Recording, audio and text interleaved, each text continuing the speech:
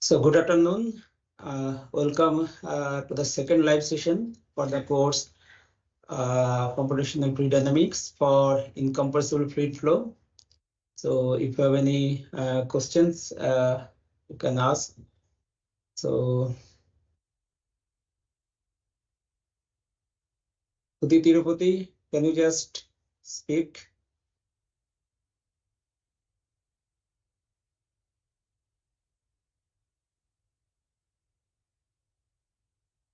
Uti Tirupati, Reddy, please unmute yourself and speak.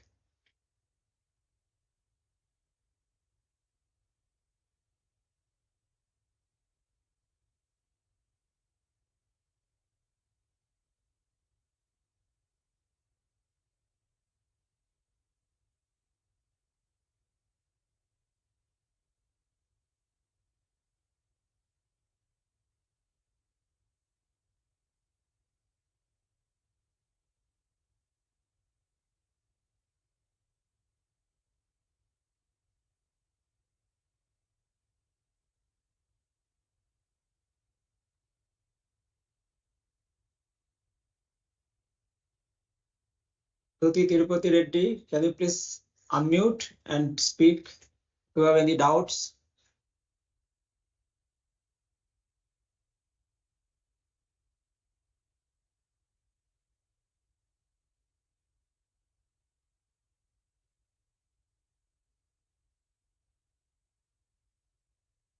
Yes, good afternoon.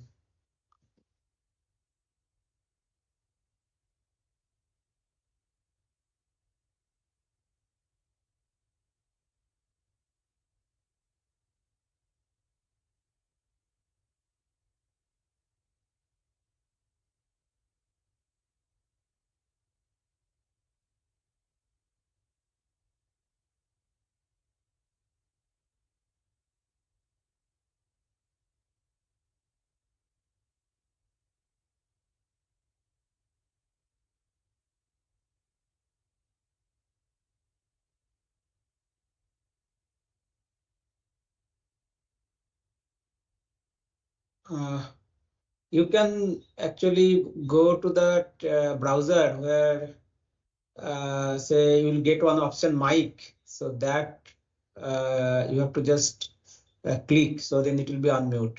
What you can do, you can log out and again log in and check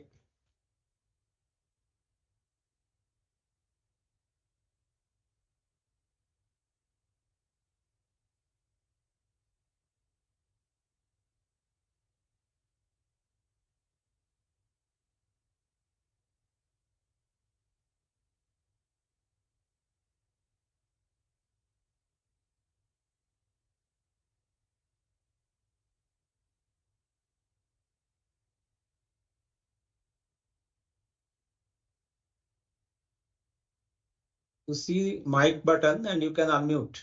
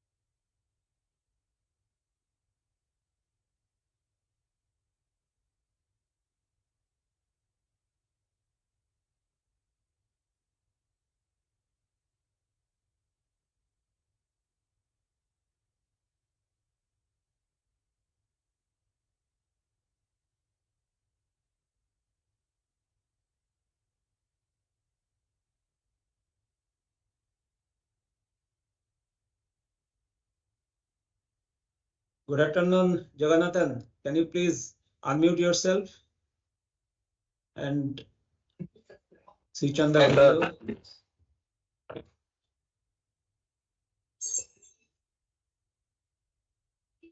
Sir? Yes. So you are outside. Okay. You can Yes, sir. I am. you can switch off the Now video only. and you can, if you have any question, you can ask. No, sir. I just saw your message. Like the session is on. So I came to see you. That's why I said. Okay, good. So where you are Now studying? only the college gets over. So I'm on the way to home, sir. Okay, so where are you studying? SRM Chennai, sir. Tamil Nadu. Okay. So in which year? Third year, sir. Okay, good. Sir, how are you, sir? Yeah, good. Yes, sir. Nice to meet you, sir. Thank you. Thank you, sir. Thank you, sir. So Unnati Jain, can you please unmute yourself and introduce, and if you have any question, you can ask. Hi, sir. I'm Unnati Jain from final year BTech, and I am doing an internship in UFI filters. For that, I have taken this course of CFD. Okay, so you are a working, you are doing internship, right? Yes, sir. Okay. So which project you are carrying out there? Sir, this is about simulation in open form. Okay, so that means you know coding also. Yes, sir, little bit. Okay, good. So what problem you are solving? Sir, there are projects of heat exchangers in which we have to analyze the temperature. So multipass heat exchanger. Multipass means there is Means a which type of heat exchanger you are actually solving? plate heat exchanger, tabulator, dimple plate. Okay, very good. So you have any questions? No, sir. Okay, thank you. Sivank. Hello, sir. Very good afternoon. Good afternoon. How are you? Sir, I'm good, and I just want to say something. Yes, please. Actually, sir, in the last session, I don't expect that I will get this opportunity to directly interact with you, because I think that I only have this opportunity to like post in chat box about the questions and all that. But you give this privilege to directly interact with you. It's really kind of you. Thank you very much.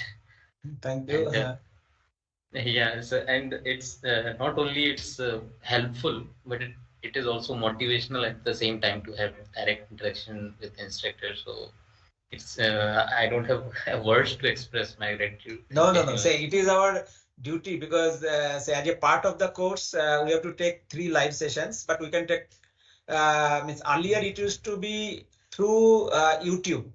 So only we used to get the questions in chat box, but there was no Yeah. interaction like face to face. So Yes. from last year or last year they started this interaction session, live session through MS Teams. So it is good to talk to you, and I also come to know what you are doing, or Yes, if sir. you have any problems.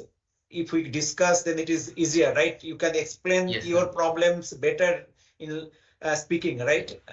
Yes, sir. Yes, sir. So So yes, sir. And I had some doubts actually, yes, or as all.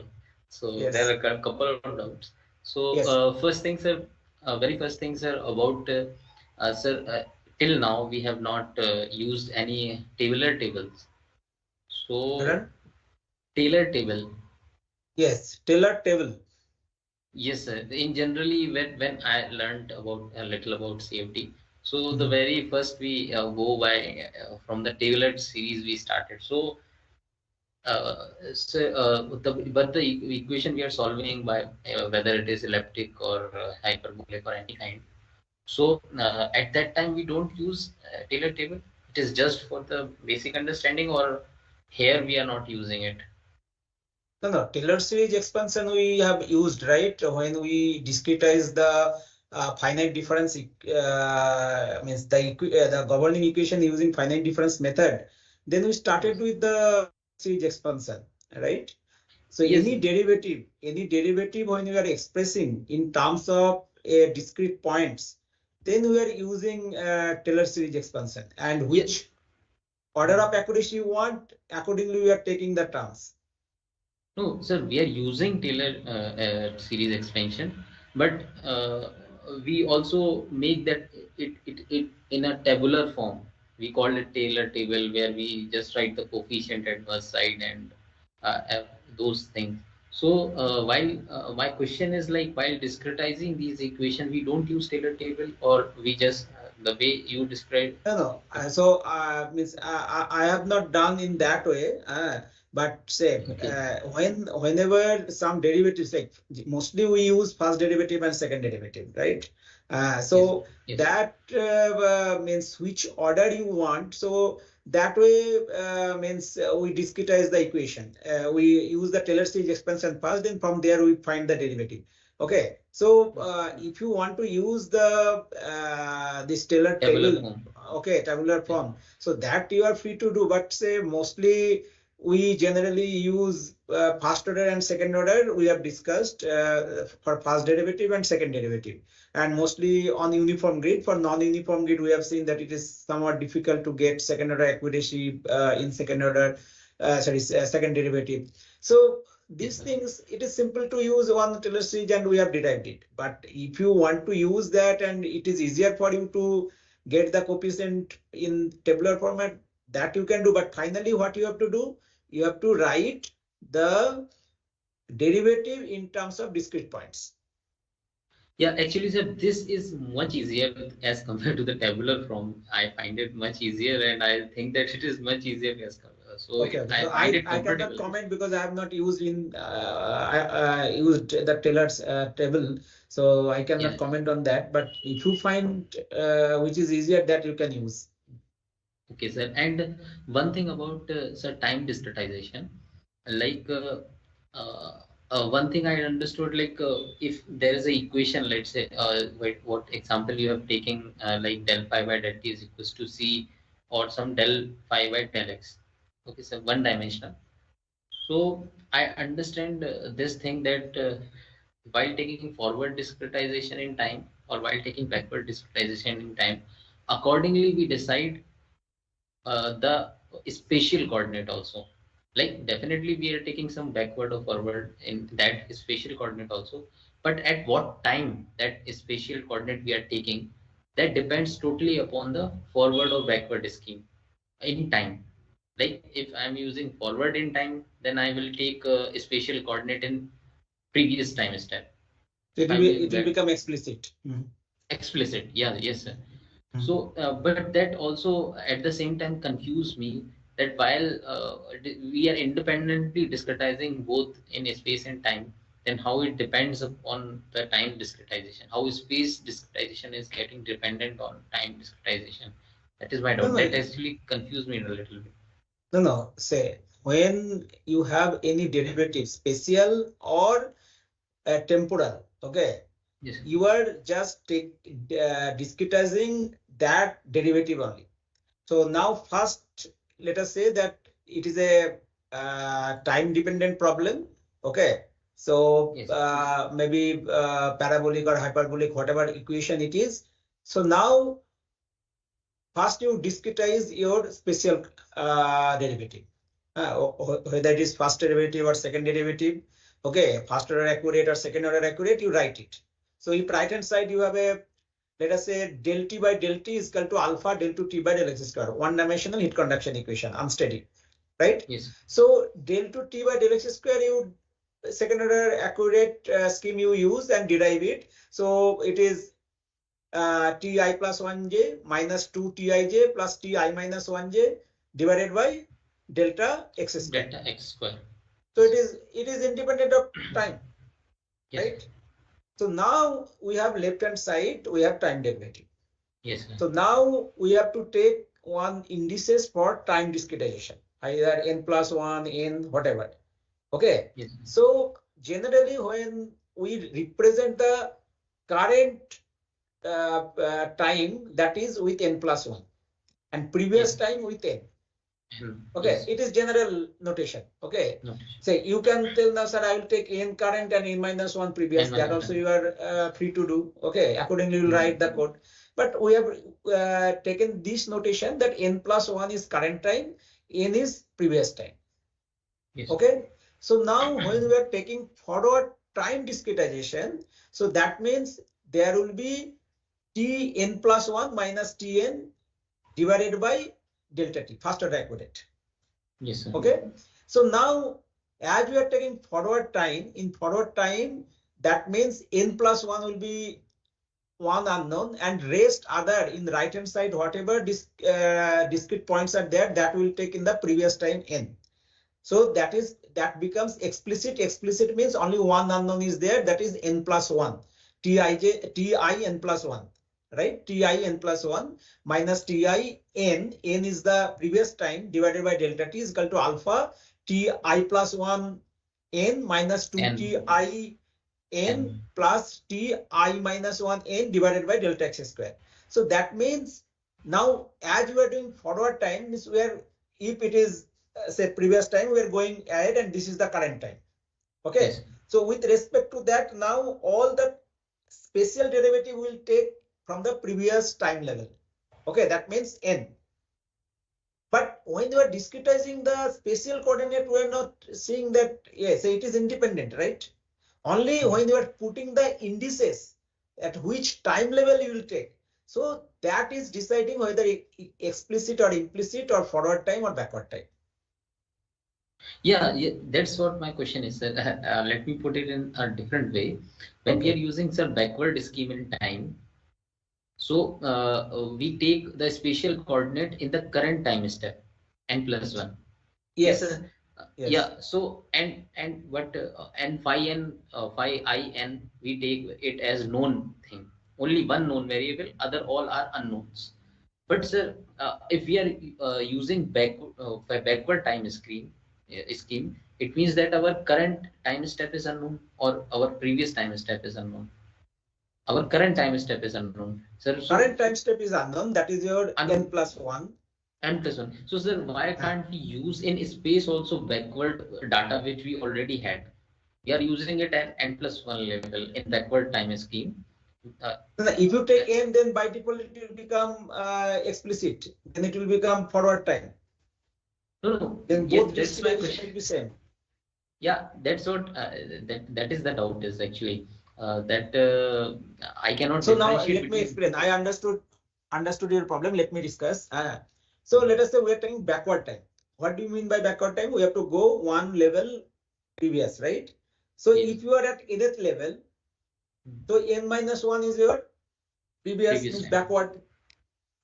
So if you are taking, so n we are taking, so if you take all n right hand side and the first term in the left hand side, tn minus ti n plus n minus 1, and right hand side all n, because we are taking backward in time, so only ti n minus 1 will be there.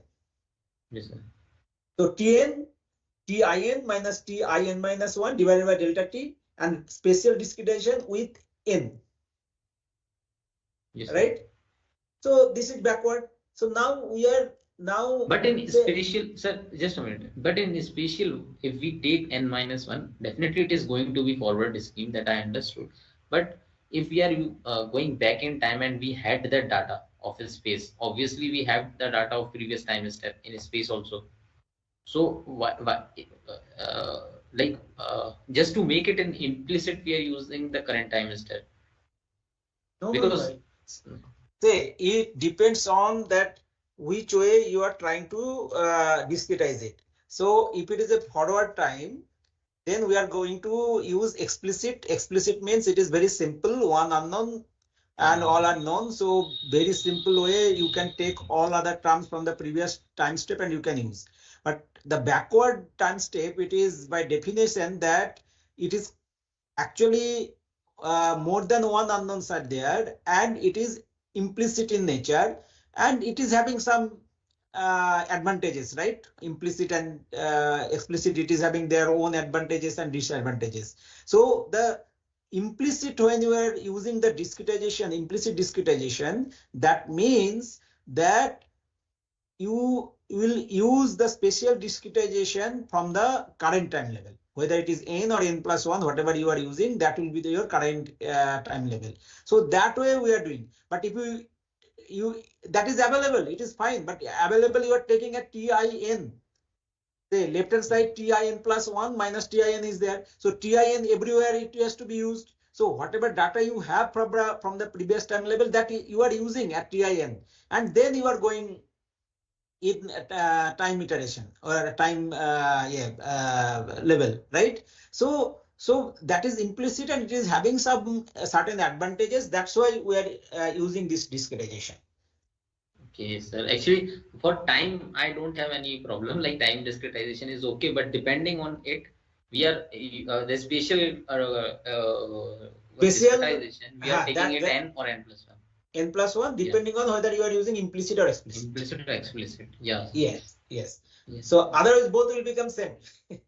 Yes, the same, but I'm not able to finding the perfect logic to no, say logic that means it is now backward. Implicit way there are many advantages, right? You can use higher delta t time step you can use, right? We have discussed in the class. So there are certain advantages. Say here you might not face, but when you are solving a Navier-Stokes equation with other source term, then it is very advantageous when you are using higher delta t.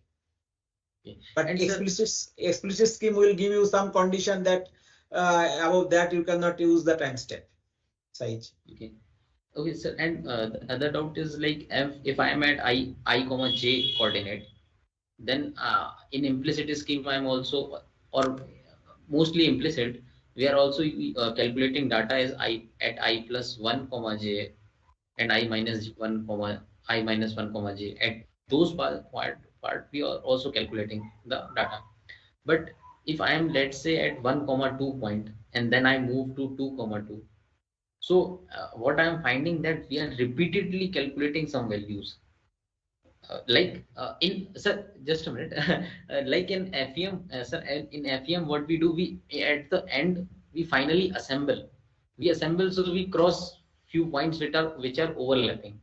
But here we are not crossing any kind of those points which are overlapping. In when I am at particular 1 comma 2, then also I am calculating the next coordinate, and when I move to the next coordinate, I'm still already had that data, but I'm updating that value.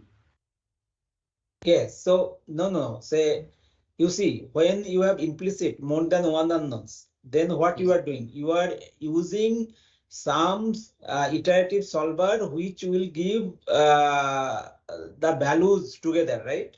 So that then you have to go in an iterative way. So you are actually finding those values, but in iterative ways you are taking the updated value. Then whatever the true value is there in this kind step that you are using when you are using the implicit scheme, right? And you cannot use just like Gauss-Seidel iteration, whatever PSOR, point Gauss-Seidel iteration you cannot use, right? PSOR. So because point successive, not over relaxation, but just Gauss-Seidel point by point when you solve. But here when you are solving 3 or more than 3 points, then you have to solve line by line. Okay. Sir, sir, that I understand. But while calculating a data at particular point, I use the information of surrounding points.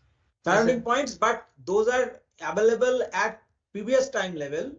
So what you are doing, you are actually updating this.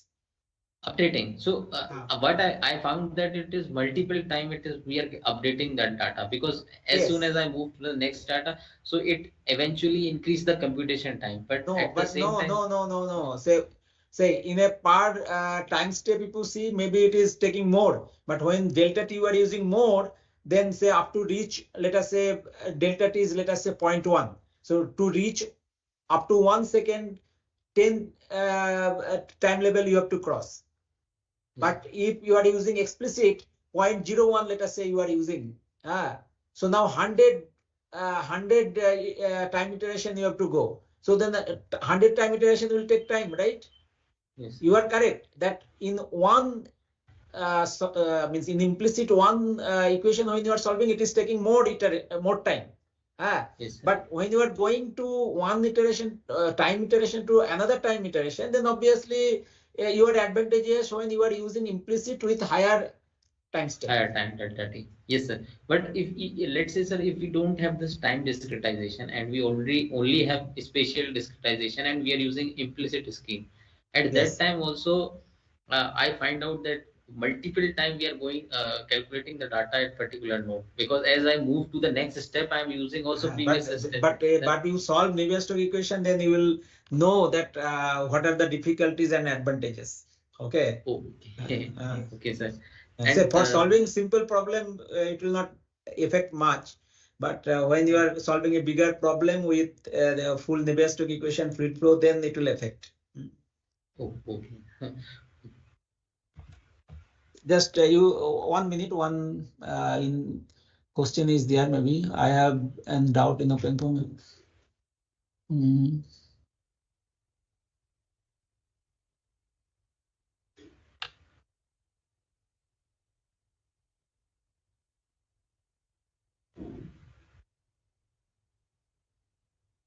So say OpenFOAM, obviously it is a open source software written in a means C++ language, but very difficult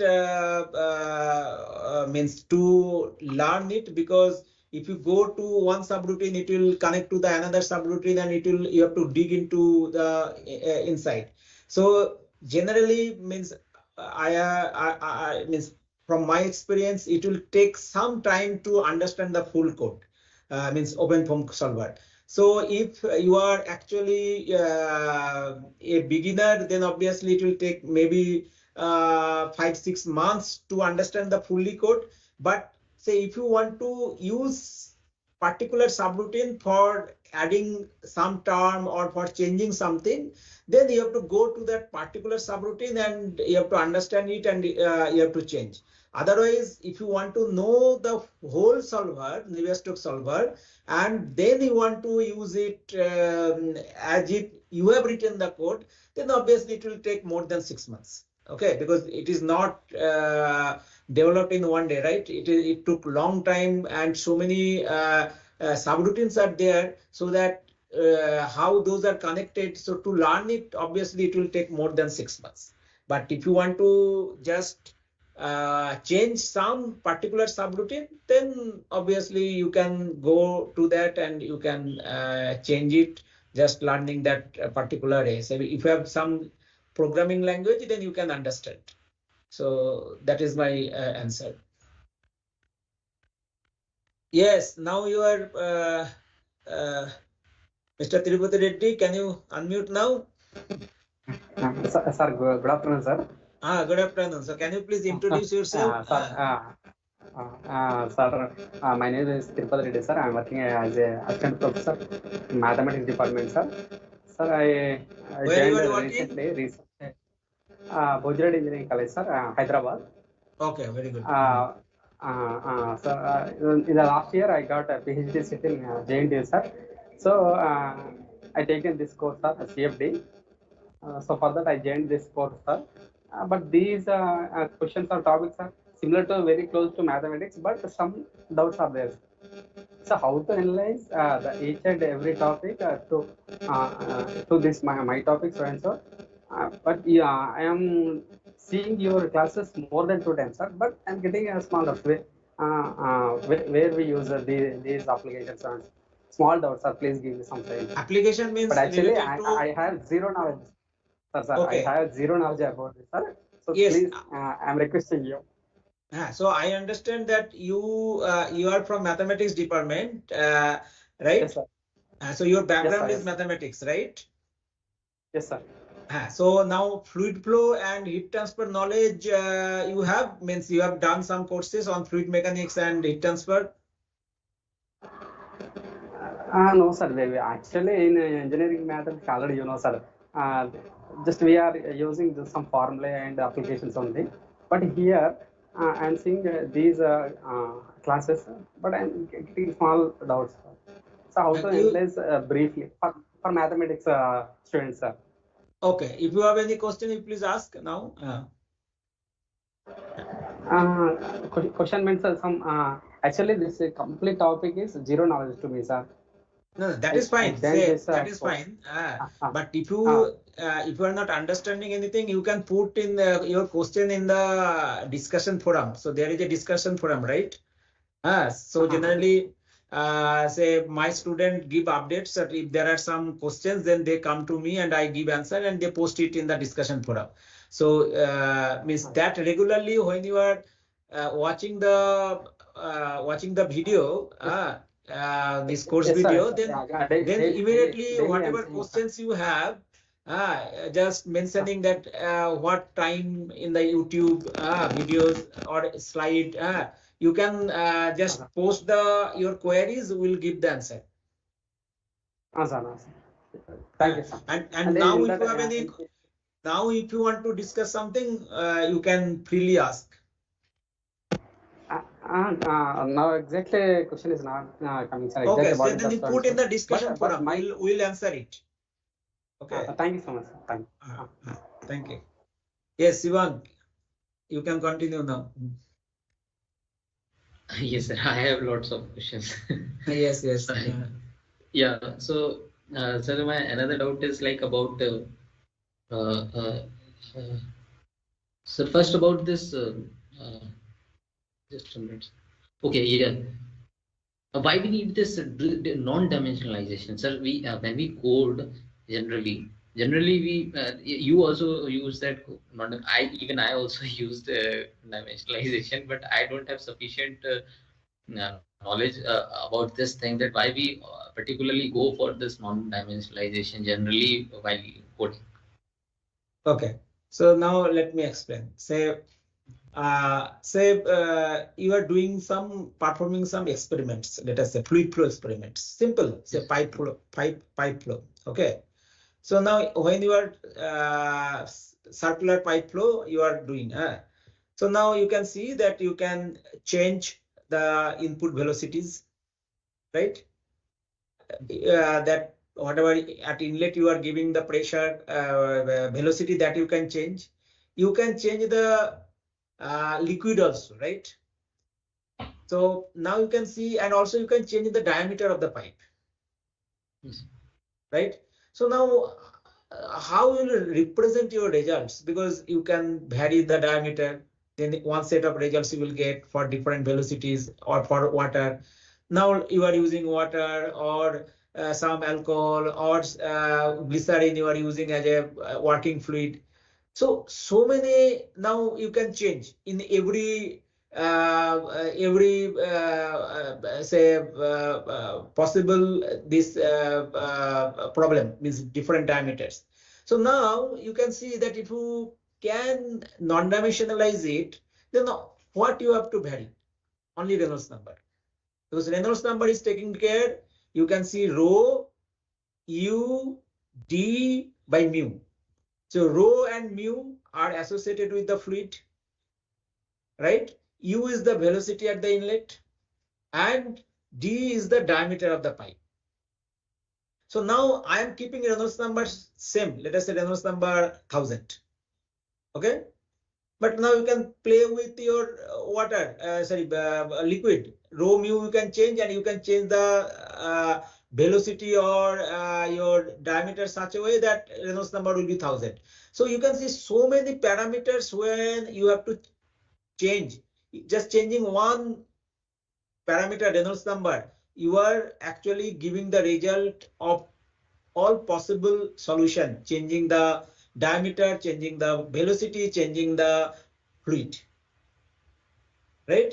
So if you want to now do experiments, now you can see that you have to do all these things, right? So now, but if you want to do experiment, now you fix the diameter, because now you are defining the Reynolds number with the fixed diameter. Now without changing the your fluid, you can change the only the inlet velocity, and you will get for a certain Reynolds number, some flow. But it can resemble. Say if you are using glycerin, now rho mu you take of the glycerin, and your diameter is fixed, let us say. Now you change the velocity such a way that it will represent that flow. So that is the advantage. So you don't need to perform many simulations for that, because if you change only one number, non-dimensional number, you are taking care of all other things. Now if you are talking about heat transfer, so heat transfer, now Prandtl number will come as non-dimensional number. Now their mu Cp by K is there. So for the fluid, Cp and K will vary. Okay, so that is the advantage of using and representing the result. So you are doing some, say for a particular diameter, for a particular fluid, for a particular fluid velocity, you have shown the result. Now my setup is different, but I want to validate with your result. Will I be able to do it? No. But if you give in terms of Reynolds number, I will just run whatever setup it is. I will run for same Reynolds number. Then I should get similar result. Okay. And right? There is no relation with that we don't have to care about units, in which unit system we have, like that is not an advantage. Yes, that is also. So that is the advantages. Okay, sir, means I want to say that this is not the only advantage. I know only one advantage, that we don't have to care about unit systems. But yes, that is also yes. That is obviously unit system. You don't need to take care. So because you take meter, centimeter, or millimeter, it will work. It will, but this is the main benefit what you told right now, because it is the most advantageous thing that I found right now. You told me. Yes, so, that is another is that using others' result for comparison. Yeah, because otherwise we don't have knowledge of how they have done diameter. Yeah. Yes. Yes, sir. You can take other questions. Then I will also have other questions if you want. Otherwise, yes, Dr. Vijay Kumar. Dr. Vijay Kumar.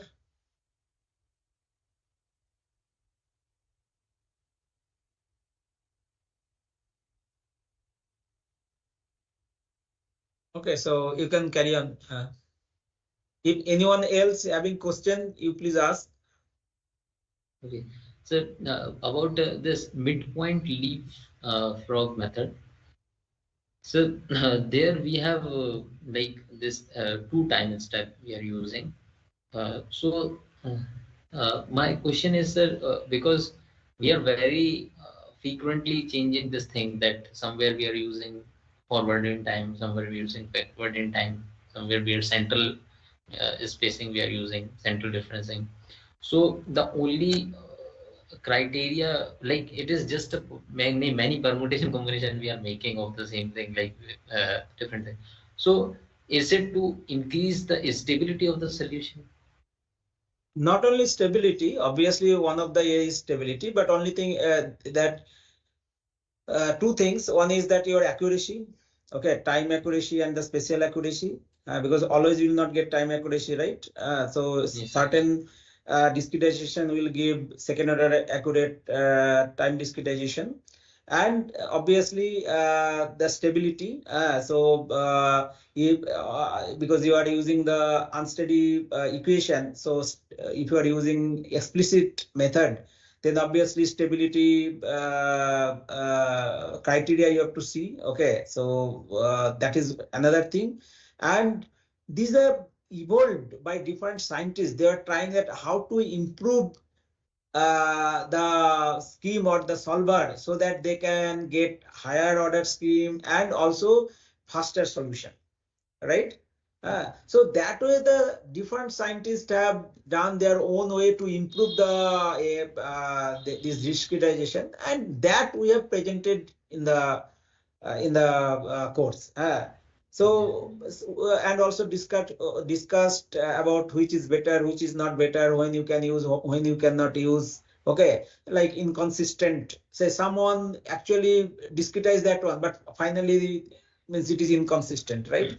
So these are evolved with time, and different scientists, they try to improve the scheme. Okay. Okay, sir. And what about sir, this Lex Vendroff method? Like how it is different from other? Because like what we have done, we have taken the time discretization. We have independently taken this space discretization. But in the Lex Vendroff method, what we have done, we are doing this because at that time when we are doing independently, that time also we are using Taylor's table, Taylor series to discretize either space and time independently.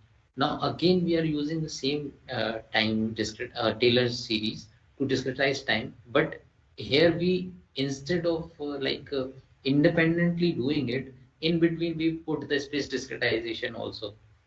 Like okay, so that I told in when I was answering the last question. So people have evolved with a different ways to see it how it works. Okay, it is. I don't find it different than other schemes because I think that means you can use and check how it is good, how means which way it is better. So already it is discussed in some books, so that you can see. But it is just how it is evolved. And if someone wants to use that for a certain reason, then he will be using that. Yeah, because I cannot differentiate whether we are independently discretize space or time, and when this time discretization, it is kind of mathematics. It is kind of mathematics, right? Okay. And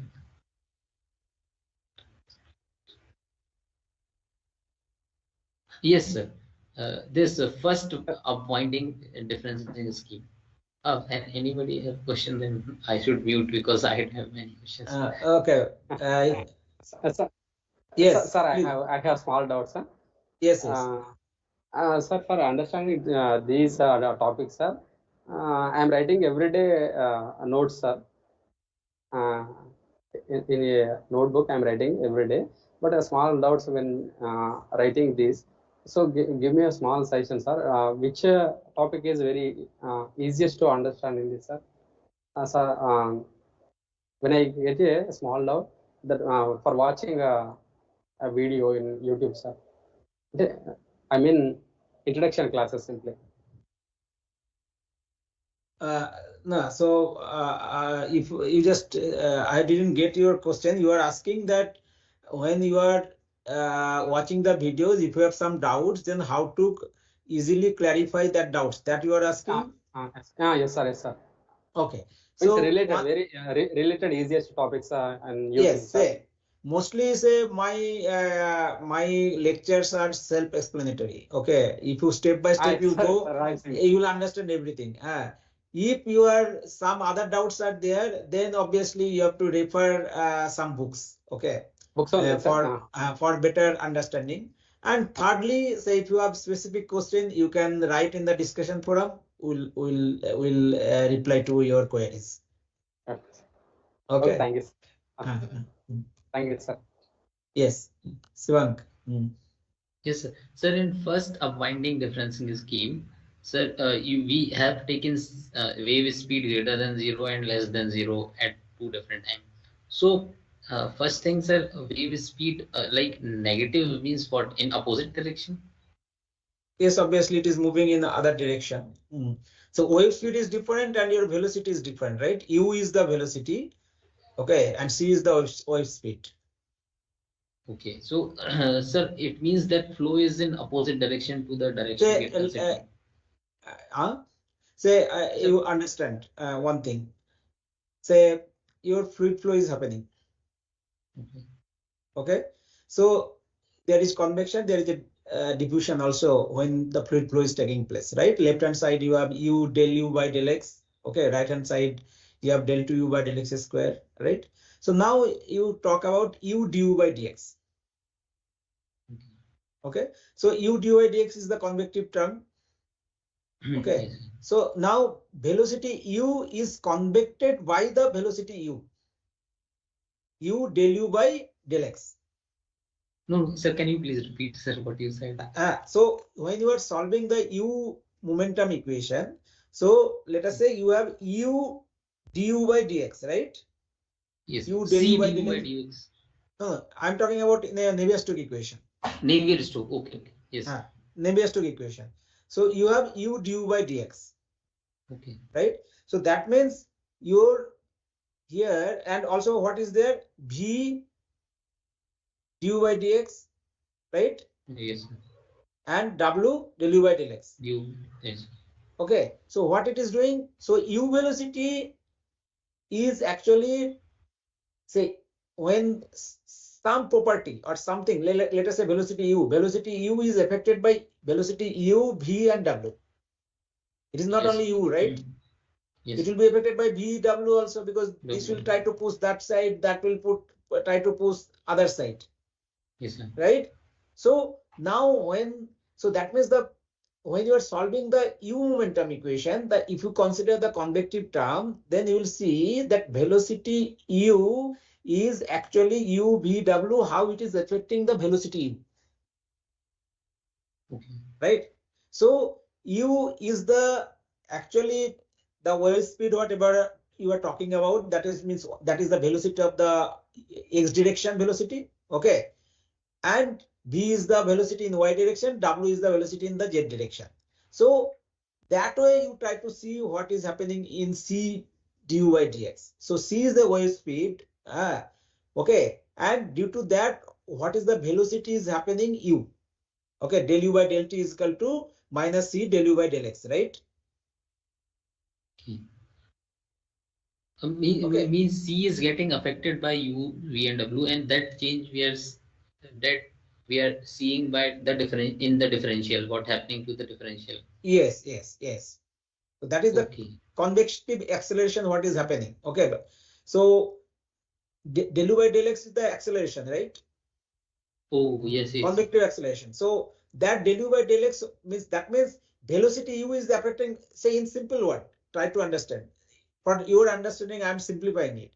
Say velocity u is affecting u, velocity v is affecting u, velocity w is affecting u. So that effect, how it is coming, that is in the convective term, it is taken care. When you are going to v velocity, again v velocity is affected by u, v, w. Right? Yes, and when now, you are going w, then that is also affected. So that way, if you think, then you can understand that what is happening. Okay, it doesn't mean that minus C doesn't mean that flow is in opposite direction or something like this. Obviously, if C is negative, so the wave speed is in the other direction. Okay. So obviously that is it. Say velocity u, if u is negative, that means velocity is happening in the negative x direction. Okay, so but the wave speed is taking the component of all x, u, v, and w. No, that is different. That is, don't correlate now. I was for explanation. I took Navier-Stokes equation and I was explaining it. But now when you are talking only one wave you are talking, and that wave speed is c, right? And with time and with space, how it is moving. Oh, okay. And one thing, sir, and here c is constant. Here mostly we have taken c is equal to constant. But when in Navier-Stokes equation, u is variable. Yes, sir. Yeah. And sir, in this one example you have taken about an infinite plate between fluid, and suddenly plate start moving, and maybe Stokes' equation maybe is Stokes' first problem. Stokes' first problem. Yes, sir. So, sir, in that you said that the pressure gradient is zero because it is because we are assuming it to be an infinite plate. Sir, I don't understand why we need this assumption of infinite plate to have a pressure gradient zero. The infinite plate we have taken for assumptions of that it is a fully developed. Fully developed. There is no relation with pressure gradient to be zero. It is fully developed flow. So if it is open to A, then it is anyway pressure gradient is zero. It is nothing to do with the infinite plate. Okay, and in that area, sir, but we consider only pressure gradient is zero. We are considering only shear effects. Yes, due to the movement of the plate, obviously there will be a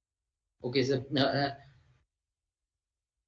About yes, sir. One thing, one last thing, but because why we don't consider FEM here in the fluid and especially heat transfer is just because of this conservation. One point I find out that this FDM will give better conservation in a flow. Is there any other reasons why FDM is more suitable to No, actually, fluids and these problems? yes. So yes, that is one of the reason what you told. But other thing is that say people have evolved with using finite difference method and finite volume method for the fluid dynamics problem. But now you have seen that finite element method for both structure as well as fluid.